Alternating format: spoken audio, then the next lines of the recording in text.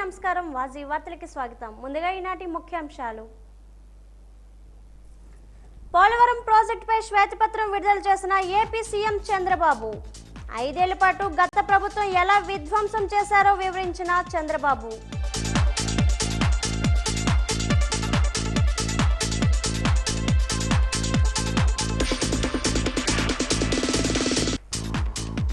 ఖరీఫ్కు తోటపల్లి నీటిని విడుదల చేసిన మంత్రి సంధ్యారాణి. రైతు సంక్షేమమే ధ్యేయంగా ప్రభుత్వం పనిచేస్తుందని వెల్లడి.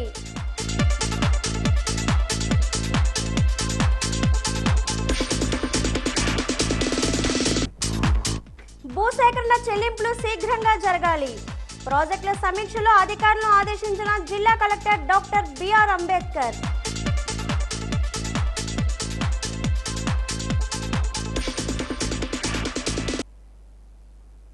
ఏపీ సీఎం నారా చంద్రబాబు పోలవరం ప్రాజెక్టుపై శ్వేతపత్రాన్ని విడుదల చేశారు. పోలవరం ఆంధ్రప్రదేశ్కు జీవనాడి అని, అలాంటి ప్రాజెక్టును 5 ఏళ్ల పాటు ఎలా విధ్వంసం చేశారు ఈ సందర్భంగా చంద్రబాబు వివరించారు. టీడీపీ అధికారంలో ఉన్నప్పుడు ఒక్క రోజులోని స్పిల్ ఛానళ్లు 32,215 క్యూబిక్ మీటర్లు కాంక్రీట్ పనులు చేసి నాటి ప్రభుత్వం గిన్నిస్ బుక్ ఆఫ్ రికార్డ్ సాధించిందని చంద్రబాబు గుర్తు చేశారు. ప్రాజెక్టుకు సంబంధించి ప్రతి పనికి పీపీఏ కేంద్ర జలవనరుల శాఖ నుంచి అనుమతులు తీసుకున్నామని, అప్పట్లో జలవనరుల శాఖ మంత్రులుగా ఉన్న ఉమాభారతి, నితిన్ గడ్కరీలు పోలవరం వచ్చి పనుల పట్ల సంతృప్తి వ్యక్తం చేశారని ప్రస్తావించారు. టీడీపీ హయాంలోనే పోలవరం ప్రాజెక్టు పనులు 72% పూర్తయ్యాయని, 5 ఏళ్ల కాలంలో 28 సార్లు క్షేత్రస్థాయి పర్యటనకు 82 సార్లు వర్చువల్గా చేశానని చంద్రబాబు పేర్కొన్నారు. టీడీపీ 5 ఏళ్ల కాలంలో మొత్తం 72% జరగ్గా అందుకు 11,537 కోట్లు ఖర్చయ్యాయని, 2019లో వైసీపీ ప్రభుత్వం జగన్ సీఎం ప్రమాణ స్వీకారం చేసిన రోజు సాయంత్రమే పోలవరం పనులు నిలిపివేస్తూ ఆదేశాలు ఇచ్చారని చంద్రబాబు గుర్తు చేశారు. సైట్లో నిర్మాణ సంస్థ ఖాళీగా చేయాల్సిందిగా జూలై 29న 2019 నోటీసులు జారీ చేశారని, 2019 జూలై 24 ఇచ్చిన పీటర్ కమిటీ రిపోర్ట్ ఆధారంగా రివర్స్ టెండర్ డ్రామా ఆర్డర్ అని చంద్రబాబు విమర్శించారు. పోలవరంలో అవినీతి జరగలేదని కేంద్రం తేల్చిందని డిసెంబర్ 2, 2019 స్వయంగా పార్లమెంట్లో స్పష్టంగా పేర్కొందని వివరించారు. పనులు చేస్తున్న సంస్థను కాదని, ఆధారాలు లేని ఆరోపణలు చేసి కాంట్రాక్టును మార్చడం వల్ల పోలవరం మరింత ఆలస్యం అయిందని చంద్రబాబు పేర్కొన్నారు. రివర్స్ టెండర్ ద్వారా 738 కోట్లు ఆదా అని ముందు గొప్పలు చెప్పారని, కానీ చివరకు డయాఫ్రమ్ వాల్ను దెబ్బతీశారని చంద్రబాబు విచారం వ్యక్తం చేశారు.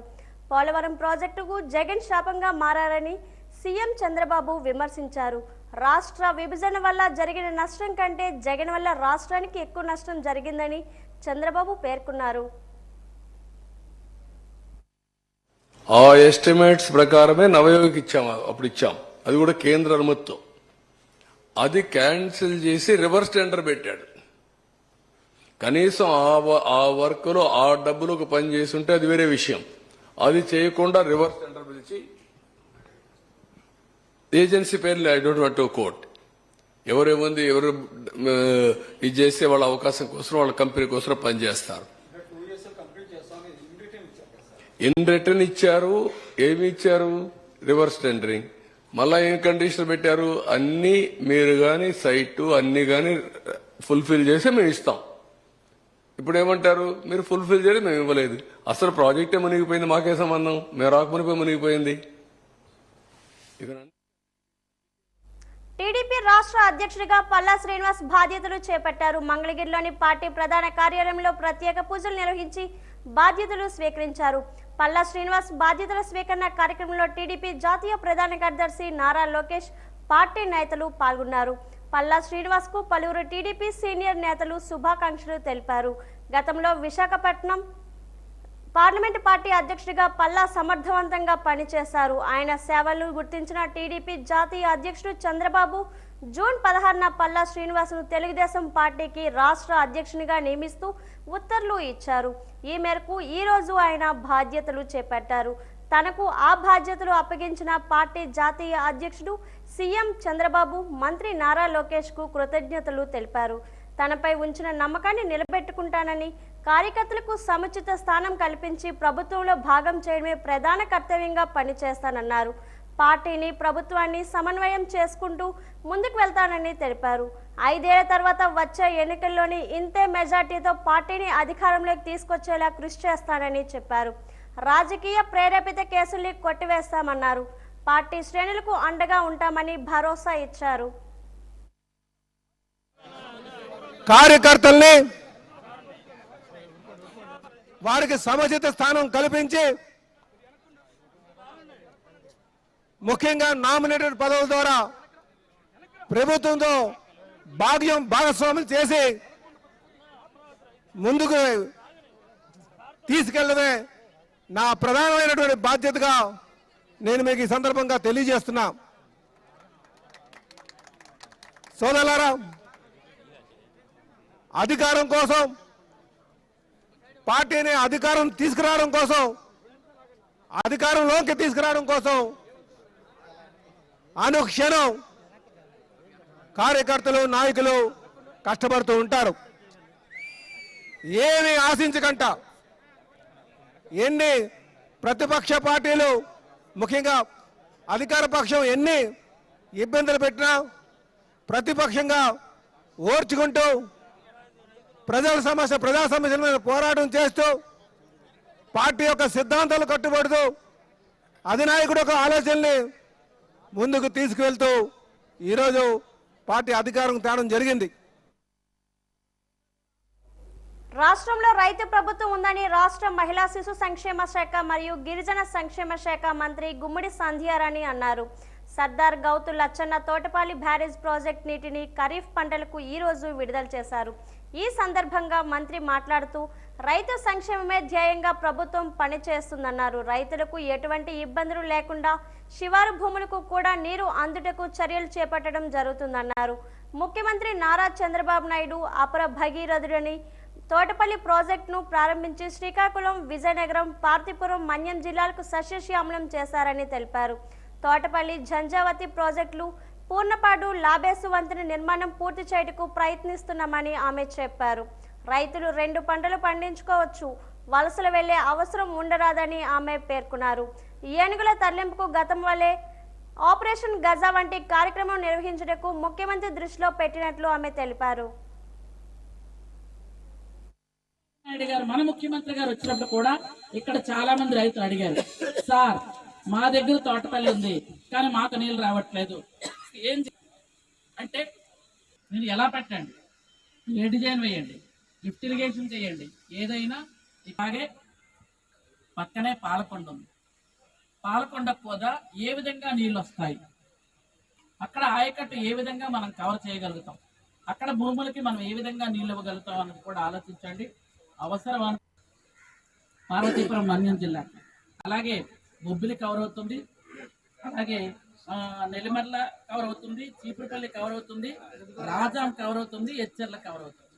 అంటే మొత్తం విజయనగరం పార్లమెంట్ అంతా ఎక్సెప్ట్ విజయనగరం గజెట్ తప్ప అన్ని కవర్ అవుతుంది.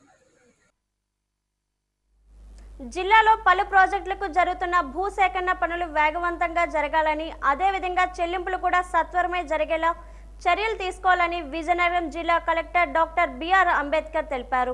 ఆయన చాంబర్లో భోగాపురం ఎయిర్పోర్ట్ పనులు, జాతీయ రహదారులు, రైల్వే పనులు, ఇరిగేషన్ ప్రాజెక్టుల పనులపై ఆయా అధికారులతో కలెక్టర్ సమీక్షించారు. భోగాపురం ఎయిర్పోర్ట్ పనులకు సంబంధించి మ్యాప్లను పరిశీలించారు. R&R అంశాలపై ఆరా తీశారు. ఆర్డీఓ సూర్యకళ మాట్లాడుతూ రన్వే, అప్రోచ్ రోడ్లు పనులు పురోభివృద్ధిలో ఉన్నాయని, R&R సమస్యలేవీ లేవని వివరించారు. ఇరిగేషన్ ప్రాజెక్టులు భూసేకరణ కోసం నిధులు లేవని, పనులు ఎక్కడికక్కడే నిలిచిపోయాయని ఇరిగేషన్ అధికారులు తెలిపారు. పెండింగ్ లో వివరాలతో నోట్ సమర్పించాలని ఇరిగేషన్ సెక్రటరీకు లేఖ రాస్తామని తెలిపారు. తారకర తీర్థ సాగర్, తోటపల్లి, ఉత్తరాంధ్ర సుజల స్రవంతి పనులకు నిధులు లేక ఆగిపోయాయని, కొన్ని చోట భూ సమస్యలు కూడా ఉన్నాయని కలెక్టర్ దృష్టికి అధికారులు తీసుకువచ్చారు.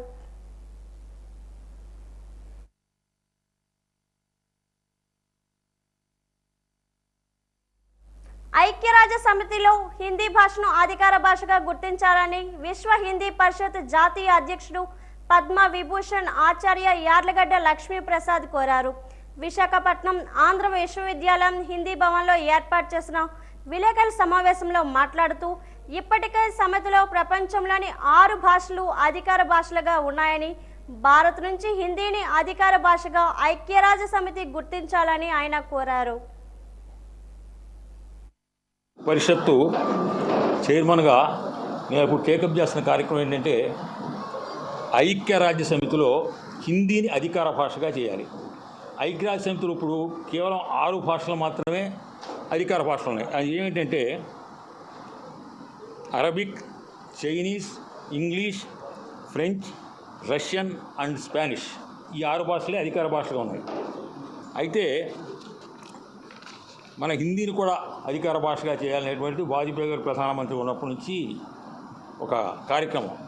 మొట్టమొదటిసారిగా ఐక్యరాజ్య సమితిలో 1977లో విదేశాంగ శాఖ మంత్రిగా వాజ్పేయి గారు హిందీలో మాట్లాడారు.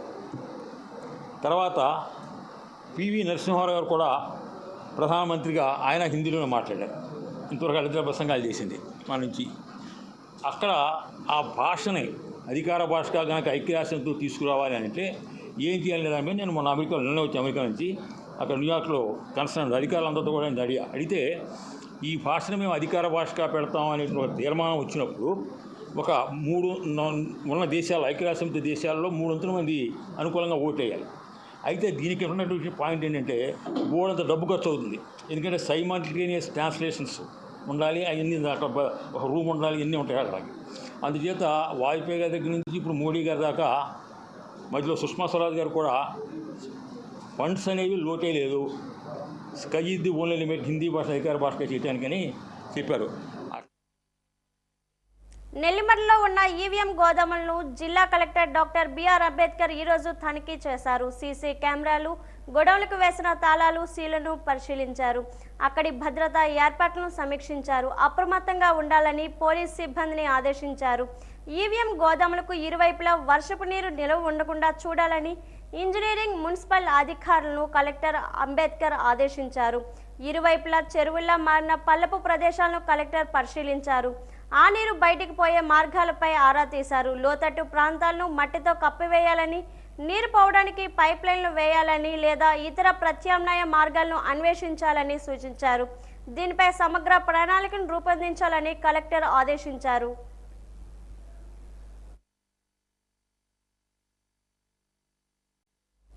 బ్రాహ్మణ ఐక్యవేదిక ఆధ్వర్యంలో స్థానిక కోట వద్ద మాజీ ప్రధాని పివి నరసింహారావు జయంతి కార్యక్రమాన్ని ఘనంగా నిర్వహించారు. ఇందులో భాగంగా పివి చిత్రపటానికి పూలమాలలు వేసి నివాళులర్పించారు. ఈ సందర్భంగా తెలుగుదేశం పార్టీ బ్రాహ్మణ విభాగం పార్లమెంటరీ అధ్యక్షులు ఇనుగంటి రాకేష్ శర్మ మాట్లాడుతూ తెలుగు జాతి ముద్దుబిడ్డ పివి నరసింహారావు అన్నారు. ప్రధానిగా ఉన్నత పదవిని చేపట్టి తెలుగు జాతికి ప్రధాని పదవికి వన్నె తెచ్చిన వ్యక్తి పివి నరసింహారావు అన్నారు.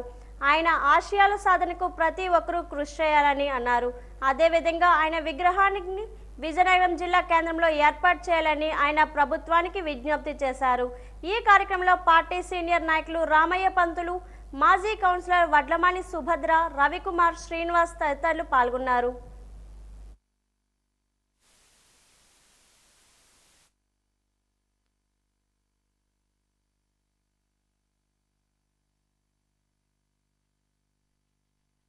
పట్టణంలో ఉన్న తెలుగుదేశం పార్టీ నాయకులు అలాగే బ్రాహ్మణ సంఘాల పెద్దలందరూ కూడా కలిసి ఇక్కడ కార్యక్రమం చేయడం జరిగింది. ఆయన చిత్రపటానికి పూలతోటి అభిషేకం చేసి మా తాలూకు అభిమానాన్ని చాటుకోవడం జరిగింది. దేశం క్లిష్ట పరిస్థితుల్లో ఉండేటప్పుడు ఆయన ఎన్నో సాహసోపేతమైన నిర్ణయాలు తీసుకుని ఎన్నో ఆపదల నుంచి ఆర్థిక సంస్కరణలు చేసి దేశాన్ని ప్రపంచంలోనే తలమానికంగా ఉండేటట్టు చేశారు. ఆ చేయడంలో ఆయన మన తెలుగువారని చెప్పేసి మనం సగౌరవంగా తెలియజేసుకుంటూ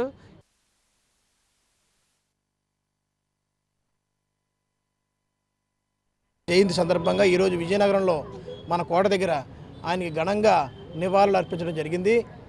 ఈ సందర్భంగా దేశంలో క్లిష్ట పరిస్థితులు ఉన్నప్పుడు ఎన్నో ఆర్థిక సంస్కరణలు తీసుకురావడమే కాకుండా ఆయనకు ఉన్నటువంటి యావత్ ఆస్తులని కూడా తెలుగు ప్రజలకు సుమారుగా 1500 ఎకరాలు తెలుగు ప్రజలకు, ప్రభుత్వానికి, రాష్ట్రానికి దారదత్తం చేసినటువంటి మహనీయుడైనటువంటి నాయకుడు.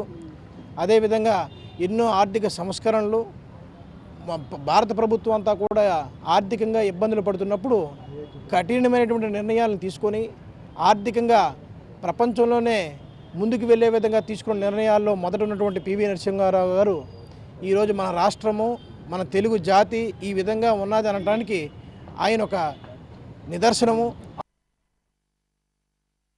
మాజీ ప్రధాని భారతరత్న స్వర్గీయ పివి నరసింహారావు జయంతి సందర్భంగా విశాఖపట్నం గవర్నర్ బంగ్లా వద్ద ఆయన విగ్రహానికి విశాఖ బ్రాహ్మణ సంక్షేమ సంఘం ఆధ్వర్యంలో పూలమాలలు వేసి నివాళులర్పించారు. ఈ సందర్భంగా ఆంధ్ర యూనివర్సిటీ మాజీ డైరెక్టర్ ఆచార్య ప్రసన్న కుమార్ మాట్లాడుతూ పివి భారతదేశంలోనే కాకుండా ప్రపంచ దేశాల్లో కూడా ఆయన మేధస్సు గురించి గొప్పగా గౌరవించారన్నారు. అలాంటి వ్యక్తి తెలుగువారవ్వడం మన తెలుగు జాతి చేసుకున్న అదృష్టమని కొనియాడారు. రొనాల్డ్ రేగన్ తోటి, మార్గరెట్ థాచర్ తోటి, ఫ్రాంక్లిన్ రూజ్వెల్ట్ తోటి గ్లోబల్ లీడర్స్ కింద ఆయన ఆంధ్రప్రదేశ్ ముఖ్యమంత్రే కాదు, భారతదేశ ప్రధానమంత్రే కాదు, ఆయన గ్లోబల్ లీడర్గా ప్రపంచ ఖ్యాతి సంపాదించుకున్నారు. వన్ ఆఫ్ ది గ్రేట్ ఆయన 1995లో మహాత్మా గాంధీ గారి మీద ఇచ్చిన మెసేజ్ యునెస్కోలో అది ప్రపంచం అంతా కూడా అది హర్షించింది. అంత మహానుభావుడు మన భారతదేశంలో, మన రాష్ట్రంలో. సీజనల్ వ్యాధులు ప్రబలకుండా తగిన జాగ్రత్తలు వహించాలని జిల్లా వైద్య ఆరోగ్య శాఖ అధికారి భాస్కర్ రావు తెలిపారు. తన కార్యాలయంలో ఈ రోజు ఆయన మీడియాతో మాట్లాడారు. మలేరియా, డెంగ్యూ, డయేరియా వ్యాధులు ఎక్కువగా ప్రబలుతున్న నేపథ్యంలో వైద్య ఆరోగ్య శాఖ సిబ్బంది, ఆశా ఏఎన్ఎంలు ఇంటింటి సర్వే చేపట్టి తగిన జాగ్రత్తలు వహించేలా చర్యలు తీసుకుంటున్నామన్నారు. హై రిస్క్ ప్రాంతాలను గుర్తించామన్నారు. ఎస్కోట, మెంటాడ మండలంలో ఎక్కువగా మలేరియా కేసులు నమోదవుతున్నాయని ఆయన చెప్పారు. ఆ మండలాల పరిధిలో దోమల తెరలు ప్రతి ఒక్కరికి ఇవ్వడం జరిగిందన్నారు. దోమలను నియంత్రించడానికి ఎలాంటి చర్యలు తీసుకోవాలో అవగాహన కార్యక్రమాలు ఏర్పాటు చేశామన్నారు. సీజనల్ వ్యాధులు రాకుండా తగిన చర్యలు తీసుకుంటున్నామన్నారు. ఈ వ్యాధులు ప్రబలకుండా ప్రజలు పరిసరాలను పరిశుభ్రంగా ఉంచుకోవాలని కోరారు.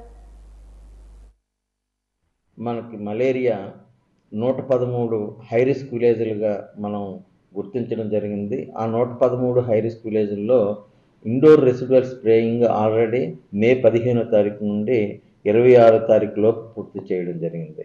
అలాగే ముఖ్యంగా మనకి విజయనగరం జిల్లాలో 5 పిహెచ్సిలు, 2 మండలాలు, ఎస్కోట మండలం, మెంటాడ్ మండలం, ఈ 5 పిహెచ్సిలు అయినటువంటి ఎస్కోట, కొట్టాం మరియు మెంటాడ, చల్లపేట, ఆరికతోట, ఈ 5 పిహెచ్సిలోనే మనకి 65% కేసెస్ వస్తున్నాయి. అంటే గత సంవత్సరంతో పోల్చుకుంటే ఈ సంవత్సరంలో 280 కేసులు వచ్చాయి.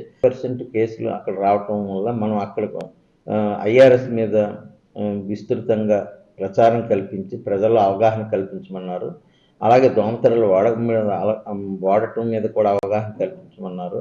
ఈ అవగాహన కార్యక్రమాలు విస్తృతంగా చేపట్టి అక్కడ ఉన్నటువంటి ప్రజలు ఈ ఐఆర్ఎస్ స్ప్రేయింగ్, అలాగే వ్యాధి ఎవరికైనా జ్వరం వచ్చిన వెంటనే ఇమీడియట్గా అక్కడ ఉన్న ఆశా ద్వారా, ఏఎన్ఎం ద్వారా వైద్య సిబ్బందికి తెలియచేయపరచమన్నారు. వెంటనే మందులు వాడేటట్టుగా వాళ్ళకు బిఎస్ కలెక్ట్ చేసి పాజిటివ్ వస్తే ఇమీడియట్గా ఆదేశాల మేరకు మనం వెంటనే విస్తృతంగా అవగాహన చర్యలు చేపట్టడం జరిగింది. అంతకుముందు ఐఆర్ఎస్ స్ప్రేయింగ్ కూడా కంప్లీట్ చేయటం జరిగింది. గజపతినగరం మండలంలోని గుమ్మడం, పెదకాడ, అలాగే డెంకాడ మండలంలోని పినతాడివాడ, ఈ ఏరియాలో మనం గత 2 సంవత్సరాల్లో డయేరియా వ్యాధులు రావడం గమనించాం. ఆ ఏరియాలో ఉన్నటువంటి వైద్యాధికారులను అప్రమత్తం చేసి ముందస్తు చర్యలు తీసుకొని ఇంటింటి సర్వే చేసి ఎవరికైనా వ్యాధిగ్రస్తులు ఉన్నట్టయితే గుర్తించి వెంటనే అక్కడ మెడికల్ క్యాంపులు కండక్ట్ చేసేటట్టుగా ముందస్తు చర్యలుగానే అక్కడ కావలసిన మందులన్నీ కూడా డంప్ చేయడం జరిగింది. అందులో భాగంగానే మనం జూలై 1వ తారీఖు నుండి స్టాప్ డయేరియా క్యాంపెయిన్ని కూడా మనం ప్రారంభించబడుతున్నాం. వాజీ వార్తలు ఇప్పుడు కాసేపు విరామం.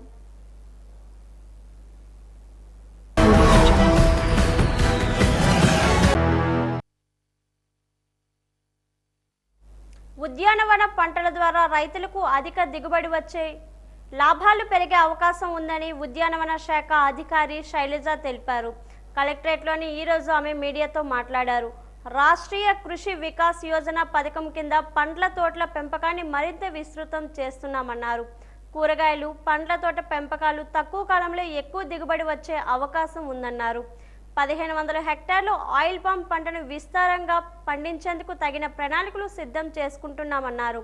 రైతులు ఉద్యానవన పంటల సాగుకు మొగ్గు చూపాలని సూచించారు. సంవత్సరం అంటే 24-25 ఆర్థిక సంవత్సరానికి గాను ఉద్యాన శాఖకి ఫైనాన్షియల్ టార్గెట్స్ అలికేట్ చేయడం జరిగింది. ముఖ్యంగా ఉద్యాన శాఖ ద్వారా ఆర్కేవీవై అంటే రాష్ట్రీయ కృషి వికాస యోజన మరియు national mission for edible oil palm, అలాగే mission for integrated development of horticulture అన్న స్కీమ్స్ మేము ఇంప్లిమెంట్ చేయడం జరుగుతుంది. ఈ స్కీమ్స్లోని వివిధ కాంపనెంట్స్ అంటే పండ్ల తోటల పెంపకము, అలాగే కూరగాయల పెంపకము, ప్యాక్ హౌసెస్ కన్స్ట్రక్షన్ చేయడం, అలాగే ఆయిల్ పామ్ విస్తరణ పథకాలు, తర్వాత collection centres, solar cold rooms ఇలాంటివన్నీ పథకాలు చేపట్టడం జరుగుతుంది. ఈ సంవత్సరం కానీ మనకి ఆర్కేవీవైలో 104 లక్షలు అంటే 1,04,00,000 శాంక్షన్ చేయడం జరిగిందండి. అలాగే ఆయిల్ పామ్కి వచ్చేసరికి మన జిల్లాకి 1500 హెక్టార్ల టార్గెట్ ఇవ్వడం జరిగింది. సో మేము రైతులని ఐడెంటిఫై చేస్తున్నాము. ఆయిల్ పామ్ చేయడానికి గాను ఒక 7 కంపెనీలు గవర్నమెంట్ ఆఫ్ అలొకేట్ చేసింది. 27 మండలాలు 7 కంపెనీలు వారి ఫ్యాక్టరీ జోన్స్లోని మొక్కలు ఇవ్వడం, అలాగే వాళ్ళకి సాంకేతిక సలహాలు ఇవ్వడం, అలాగే పంట వచ్చిన తర్వాత దాని నుంచి ఫ్రూట్ కలెక్ట్ చేయడం అన్నది వాళ్ళ ఆయిల్ పామ్ యాక్ట్ ప్రకారం వాళ్ళు చేస్తారు. 60 సంవత్సరాలు లేదా అంతకంటే ఎక్కువ వయసు గల వ్యక్తులకు బీసీజీ టీకాలు వేస్తున్నామని జిల్లా టీకాల అధికారి కె రాణి తెలిపారు. క్షయ వ్యాధి నియంత్రణ ఆసుపత్రిలో ఈరోజు ఆమె మీడియాతో మాట్లాడారు. బీసీజీ టీకాలు 60 సంవత్సరాల కంటే ఎక్కువ వయసు ఉంటే అలాంటి వ్యక్తులకు డయాబెటిక్ వ్యాధి కలిగి ఉన్న వారికి వేస్తామన్నారు. ప్రస్తుతం లేదా గతంలో ధూమపానం అలవాటు ఉన్నవారికి, గత 3 సంవత్సరాల్లో టీబీ రోగులకు, కుటుంబ సభ్యులకు టీబీ సోకిన వారికి, బిఎంఐ 18 కన్నా తక్కువగా ఉన్న వ్యక్తులకు ఈ టీకాలు వేస్తున్నామన్నారు. 60 సంవత్సరములు పైబడినటువంటి వారికి, స్మోకింగ్ హిస్టరీ ఉన్నటువంటి వారికి, అలాగే షుగర్ వ్యాధిగ్రస్తులకును, బిఎంఐ <18 ఉన్నటువంటి వారికి, టీబీ గత 5 సంవత్సరములలో వాడినటువంటి టీబీ మందులు వాడినటువంటి వారికి, వారి కుటుంబంలో ఉన్నటువంటి వారికి ఈ యొక్క బీసీజీ టీకాను వేయబడుతుంది. ఎవరికి వేయకూడదు అంటే ప్రెగ్నెన్సీ ఉన్నటువంటి వారు, పాలిచ్చే తల్లులకు, దీర్ఘకాలిక వ్యాధులతో ఉన్నటువంటి వారికి, అలాగే హెచ్ఐవి పేషెంట్స్ వారికి, బెడ్ రిడెన్ సిక్గా ఉన్నటువంటి పేషెంట్స్కి, స్టీరాయిడ్స్ వాడుతున్నటువంటి వారికి, గత 3 నెలల్లోని బ్లడ్ ట్రాన్స్ఫ్యూజన్ ఇచ్చినటువంటి వారికి ఈ యొక్క అడల్ట్ బీసీజీ వ్యాక్సినేషన్ ఇవ్వకూడదు. ఈ వ్యాక్సిన్ అప్పుడే పుట్టినటువంటి బిడ్డకి ఈ వ్యాక్సిన్ చిన్నప్పుడే మనము ఇవ్వడము, పుట్టిన వెంటనే ఇవ్వడము హాస్పిటల్స్లో జరుగుతుంది. అందువలననే టీబీ చిన్నపిల్లల చాలా తక్కువగా కేసులు నమోదు అవుతున్నది. అందువలననే అదే వ్యాక్సిన్ ఇప్పుడు మళ్ళా పెద్దవాళ్ళకి ఇస్తున్నాము. అందువలన టీబీ యొక్క స్ప్రెడ్ తగ్గడమున, టీబీ ద్వారా జరిగే మరణాలు కూడా తగ్గడము జరుగుతుంది. సో ఇది స్టేట్ మొత్తంలోని, అలాగే మన ఇండియాలోని ఈ యొక్క వ్యాక్సినేషన్ జరగడము కొన్ని స్టేట్స్లోని కంట్రోల్ అండ్ ఇంటర్వెన్షన్ ద్వారా జరగడము జరుగుతుంది. ఒకప్పుడు పేద వర్గాల క్షుద్బాధను తీర్చిన అన్నా క్యాంటీన్లు మళ్లీ తెరుచుకోవడంతో సర్వత్రా ఆనందోత్సవాలు వ్యక్తమవుతున్నాయి. ఈ నేపథ్యంలో వాజీ ఛానల్ అందిస్తున్న ప్రత్యేక కథనం. ఒకప్పుడు పేద వర్గాల క్షుద్బాధను తీర్చిన అన్నా క్యాంటీన్లు మళ్లీ తెరుచుకోనుండడంతో సర్వత్రా ఆనందోత్సాహాలు వ్యక్తమవుతున్నాయి. రాష్ట్రంలో మళ్లీ ముఖ్యమంత్రిగా బాధ్యతలు స్వీకరించిన నారా చంద్రబాబు నాయుడు అన్నా క్యాంటీన్లను పునరుద్ధరిస్తూ సంతకం చేయడంతో వీటిని యథాతథంగా నిర్వహించేందుకు అధికార వర్గాలు సన్నాహాలు చేస్తున్నాయి. గత తెలుగుదేశం పార్టీ హయాంలో పేద వర్గాలకు పట్టెడన్నం పెట్టేందుకు నగరాలు, పట్టణాల్లో వీటిని ఏర్పాటు చేశారు. ఉదయం అల్పాహారం, మధ్యాహ్నం రాత్రి వేళల్లో ఇక్కడ భోజనాలు అందుబాటులో ఉంచేవారు. పూటకు 5 రూపాయలు చొప్పున 3 పూట్ల 15 రూపాయలు చెల్లిస్తే సులువుగా కడుపు నింపుకోవడానికి అవకాశం ఉండేది.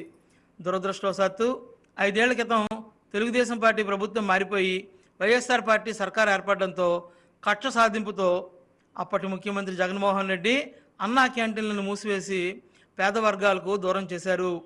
అన్నా క్యాంటీన్ల పునరుద్ధరణకు 100 రోజుల కార్యాచరణ ప్రణాళిక సిద్ధమైంది. సెప్టెంబర్ 21వ తేదీలోగా 203 అన్నా క్యాంటీన్లు ప్రారంభించనున్నారు. నగరపాలక సంస్థల కమిషనర్లతో పాటు ప్రజారోగ్యం, పట్టణ ప్రణాళిక విభాగ అధికారులను ఇందులో భాగస్వాములను చేశారు. 2019లో ప్రారంభించిన అన్నా క్యాంటీన్ల ప్రస్తుత పరిస్థితిని పరిశీలించి వాటిని వినియోగంలోకి తెచ్చేందుకు చర్యలు తీసుకోవాలని కమిషనర్లను ప్రభుత్వం ఆదేశించింది. గతంలో మంజూరు చేసిన 203 క్యాంటీన్ భవనాల్లో 184 వరకు అప్పట్లో పూర్తయ్యాయి. పాత డిజైన్ మేరకు మిగిలిన వాటి నిర్మాణ పనులను టెండర్లు పిలవాలని ప్రభుత్వం ఎప్పటికే సూచించింది. జూలై 30వ తేదీ నాటికి క్యాంటీన్లను ఉదయం అల్పాహారం, మధ్యాహ్నం, రాత్రి భోజనం సరఫరా చేసే ఏజెన్సీలు ఖరారు చేయాలి. IoT పరికరాల సమీకరణ, క్యాంటీన్ల పర్యవేక్షణ, స్మార్ట్ బిల్లింగ్, విరాళాల నిర్వహణకు సాఫ్ట్వేర్ కోసం సంస్థలను ఖరారు చేయాలి.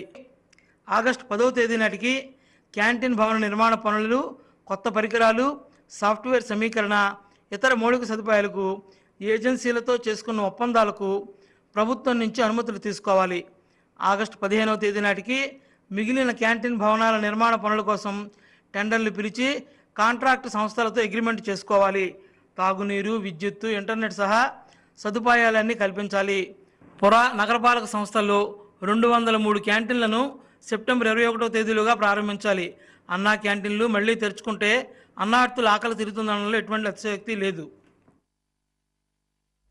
నగరంలోని రాజీవ్ నగర్ కాలనీ ప్రాంతంలో మాన్సాస్ ట్రస్ట్ భూముల్లో ఉన్న అక్రమ కట్టడాలను నగర కార్పొరేషన్ టౌన్ ప్లానింగ్ అధికారులు ఈరోజు తొలగించారు. మాన్సాస్ సంస్థ అధికారులు ఇచ్చిన ఫిర్యాదు మేరకు టౌన్ ప్లానింగ్ అధికారులు ఈరోజు సాయంత్రం JCB సహాయంతో ఒక కారు, ఒక వాష్ సర్వీసింగ్ సెంటర్ను తొలగించారు. ఆ పక్కనే ఉన్న మెకానిక్ షెడ్ను కూడా తొలగించారు. ఈ సందర్భంగా ఇన్ఛార్జ్ TPO ఫిలిప్ మాట్లాడుతూ అనాధికారికంగా ఉన్న కట్టడాలను నోటీసులు ఇచ్చి తొలగించడం జరుగుతుందన్నారు. మాన్సాస్ సంస్థ ఇచ్చిన ఫిర్యాదు మేరకు ఈరోజు అక్రమ కట్టడాలు తొలగింపులు చేస్తున్నామన్నారు. మాన్సాస్ సంస్థ deputy commissioner executive officer KN.DV Prasad మాట్లాడుతూ నగరంలోని మాన్సాస్ సంస్థ భూముల్లో అక్రమంగా కట్టడాలు నిర్మించిన వాటిని తొలగిస్తున్నామన్నారు.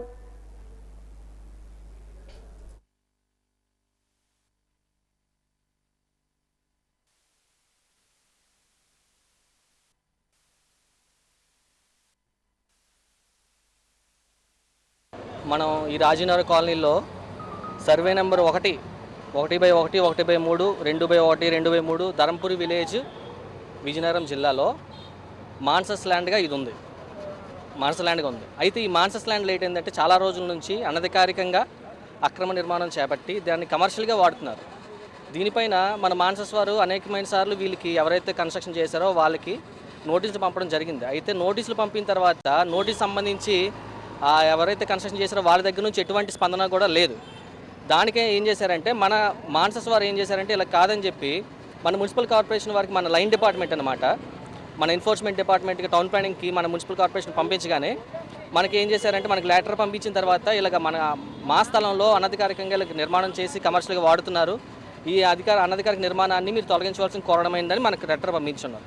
పంపించిన తర్వాత దీనిపైన మన అసిస్టెంట్ సిటీ ప్లానర్ ఏం చేశారంటే దీన్ని అనధికారిక నిర్మాణం కాబట్టి దీన్ని రిమూవ్ చేయమని మనకు ఆర్డర్స్ ఇచ్చున్నారు.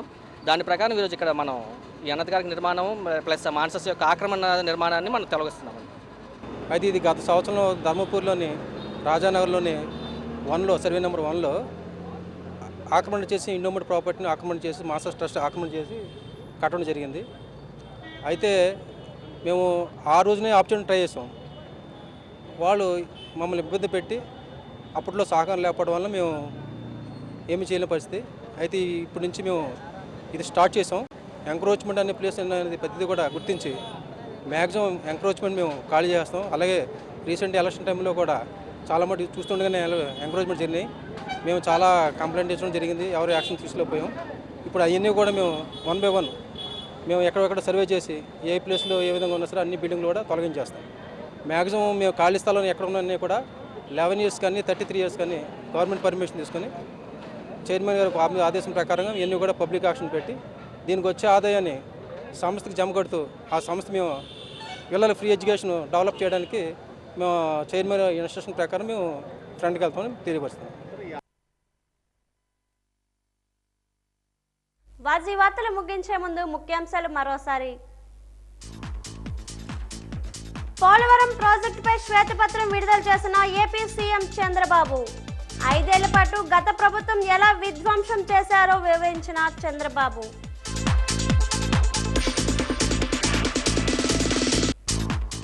ఖరీఫ్కు తోటపల్లి నీటిని విడుదల చేసిన మంత్రి సంధ్యారాణి. రైతు సంక్షేమమే ధ్యేయంగా ప్రభుత్వం పనిచేస్తుందని వెల్లడి.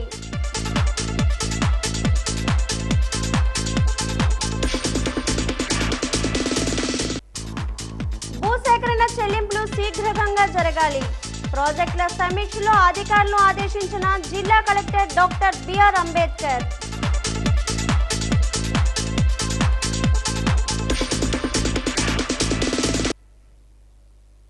వాజీ వార్తలు ఇంతతో సమాప్తం. నమస్కారం.